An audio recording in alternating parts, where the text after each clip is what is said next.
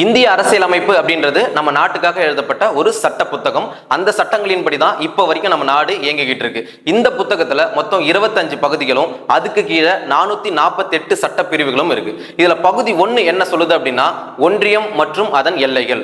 ஒன்றியம் அப்படின்றது நம்ம நாட்டை தான் மென்ஷன் பண்றாங்க. இந்த பகுதி 1ல மொத்தம் 4 சட்ட பிரிவுகள் இருக்கு. Article 1, 2, 3 and 4. இந்த வீடியோல ஆர்டிகல் 1 பத்தி தான் நம்ம பார்க்க போறோம். நம்ம நாட்டுடைய பெயர் மற்றும் எல்லைகள் பத்தி சொல்றதா ஆர்டிகல் 1. இதுல நம்ம நாட்டுடைய பெயர் என்னன்னு அந்த புத்தகத்துல மென்ஷன் பண்ணிருக்காங்க அப்படின்னா, India, that is Bharat. India அதாவது பாரதம் அப்படின்னு மென்ஷன் பண்ணியிருக்காங்க. அதே மாதிரி நம்ம நாட்டை 3 டிவிஷன்ஸா பிரிச்சிருக்காங்க. மாநிலங்கள், யூனியன் பிரதேசங்கள், கைப்பற்றப்பட்ட பகுதிகள் அப்படின்னு 3 டிவிஷன்ஸா பிரிச்சிருக்காங்க. இதுல முக்கியமா நீங்க தெரிஞ்சுக்க வேண்டியது என்ன அப்படின்னா, இந்தியாவை யூனியன் ஆஃப் ஸ்டேட்ஸ், மாநிலங்களின் ஒன்றியம் அப்படின்னு மென்ஷன் பண்றாங்க.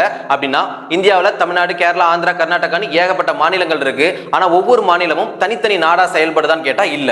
எல்லா மாநிலங்களும் சேர்ந்து ஒரே நாடு இந்தியாவா செயல்படுது. இதுதான் மாநிலங்களின் ஒன்றியம் அப்படின்னு மென்ஷன் பண்றாங்க. வெறும் அரசியல் மற்றும் நிர்வாக வசதிக்காக மட்டும்தான் இந்தியாவை பல மாநிலங்களா பிரிச்சிருக்காங்களே தவிர ஒவ்வொரு மாநிலமும் தனித்தனி நாடாலாம் செயல்பட முடியாது.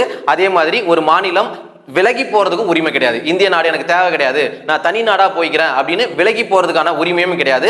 இதெல்லாம் மென்ஷன் பண்றதுக்கு தான் அவங்க இந்தியாவை என்னன்னு சொல்றாங்க, யூனியன் ஆஃப் ஸ்டேட்ஸ், மாநிலங்களின் ஒன்றியம் அப்படின்னு சொல்றாங்க.